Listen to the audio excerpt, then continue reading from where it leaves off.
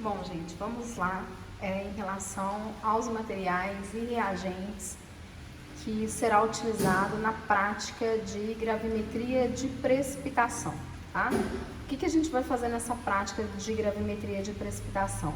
A gente vai mostrar para vocês aqui, do ponto de vista experimental, como que a gente segue a rota analítica para fazer uma análise via precipitação.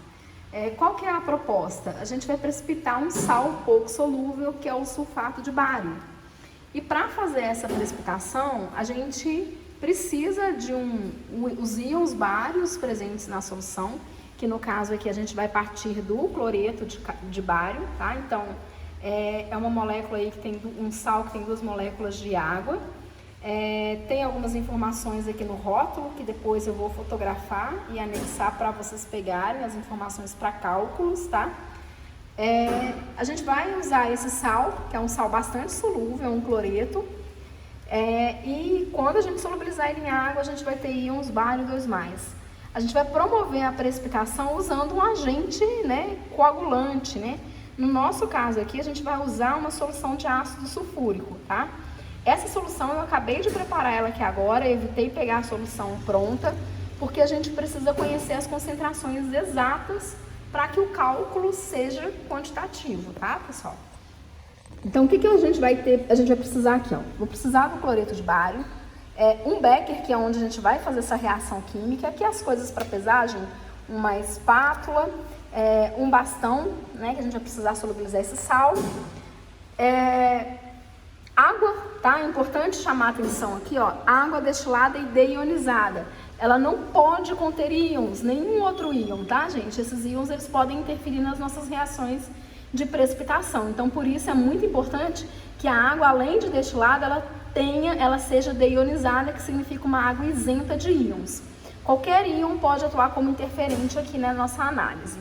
E aqui uma proveta, que é para poder medir o volume de água na hora que a gente for fazer a solubilização. Uma outra coisa, gente, eu peguei aqui a mesma pinça, né? Poderia ser uma outra pinça.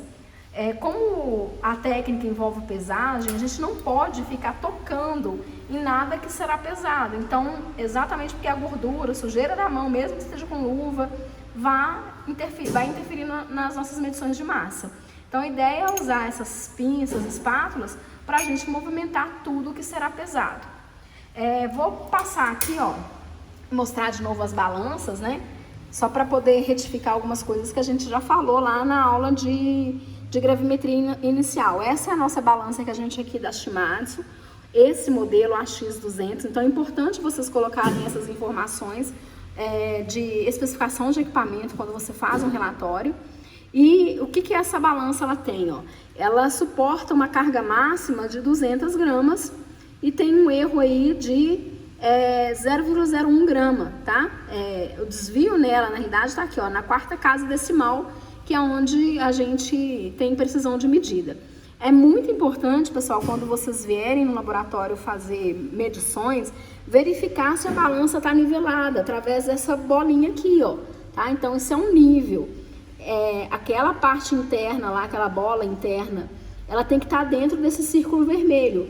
Caso não esteja, você altera aqui, ó, mexendo no pezinho dela, tá? Então, não vou mexer porque eu já nivelei, ela estava desnivelada.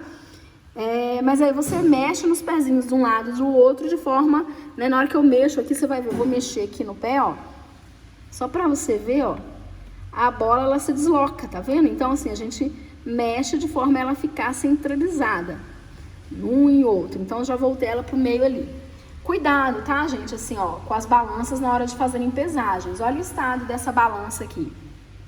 Todo sujo, porque alguém veio, usou, não limpou a balança após pesagem e aí vai danificando. Os materiais, substâncias químicas, eles são corrosivos, né? Olha lá a outra balança também. Então, essa balança analítica, tem uma outra balança analítica também da Shimadzu, mas um outro modelo, que aqui ela tem uma carga máxima um pouco maior, tá vendo? O erro dela também é a mesma, né, de 1 miligrama. E se a gente for comparar aqui com uma balança semi-analítica, ó, então a gente tem aqui uma semi-analítica também da Shimadzu, Essa aqui já tem uma carga máxima de 3,2 kg. Olha lá, ela tá desnivelada, tá vendo? Então o nível dela tá fora. Mesma coisa, se quiser mexer no nível, mexe aqui no pezinho dela que a gente nivela. Bom, não vou fazer isso agora. O que mais? Essa aqui, vamos ver, essa aqui também tem um nível. Tá mais ou menos, né? Tem que arrumar, teria que arrumar. Além desses materiais aqui, a gente vai precisar de uma chapa de aquecimento, tá, gente? Então, eu já liguei a chapa de aquecimento. A gente vai precisar ferver isso em torno de 100 graus. A chapa, pessoal, ela perde calor pro meio, né? Então, a gente vai precisar ferver a solução. Ela vai ferver em torno de 100 graus, mas eu tenho que fornecer o calor para essa chapa um pouco acima. Então, eu vou colocar aqui 150, se eu ver que vai demorar muito, a gente aumenta. Alguns alunos aí não conhecem bem essa chapa, né? Então, só para chamar a atenção, ela tem uma válvula que é para controlar a temperatura, né? Uma válvula, um controle de temperatura e um controle de agitação magnética, que são aquelas barras de agitação magnética que fica misturando a solução automaticamente, tá? Então, na hora que ela tá piscando, significa que a chapa tá ligada. Algumas chapas, tá, pessoal? Não é o caso dessa. Elas só ligam se a agitação magnética estiver ligada. No nosso caso hoje, como a gente vai produzir um precipitado, isso tem que ficar em repouso, tá? Então, quanto menos a gente mexer, melhor é. Então, a gente não usa agitação magnética. Um cuidado que vale sempre a pena, tá? Tem que reforçar.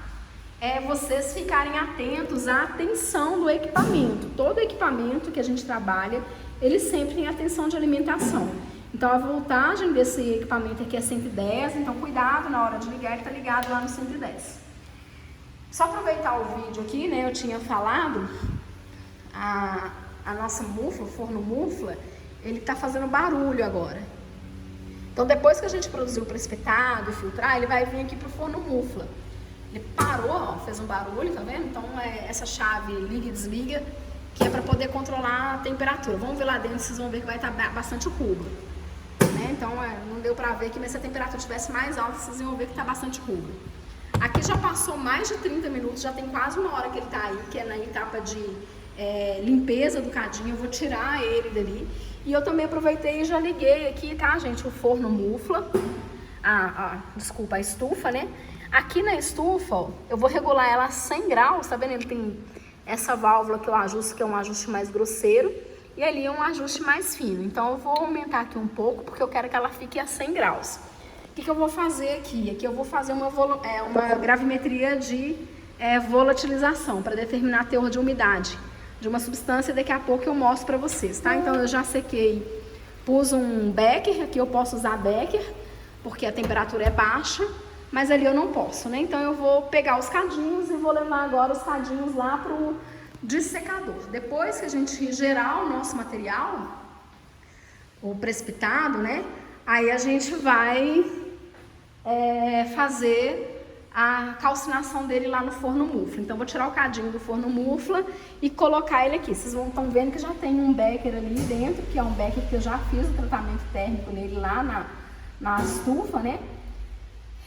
Para tirar essas impurezas, e aí ele tá secando para poder fazer a pesagem daqui a pouco.